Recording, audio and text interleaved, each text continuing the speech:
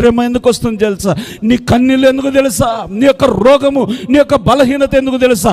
ఆ బలహీనతలో, ఆ రోగములో ఆయన ఒక గొప్ప కార్యము చేయాలని, ఆ గొప్ప కార్యము ద్వారా అనేకులకు విశ్వాసాన్ని ఆయన నింపాలని, బలపరచాలని, అనేకుల జీవితాల్లో ఒక నిరీక్షణ కలుగ చేయాలని, ఇదిగో ఆయన జీవితంలో చేసిన, ఆమె జీవితంలో చేసిన తండ్రి నా జీవితంలో కూడా చేస్తాడు కదా అని ఒక శుభప్రదమైన నిరీక్షణ కలుగ చేయడానికి నీ కొరకు, నా కొరకు ఆయన శ్రమలు అనుమతిస్తూ ఉన్నాడు. హల్లెలూయా, హల్లెలూయా.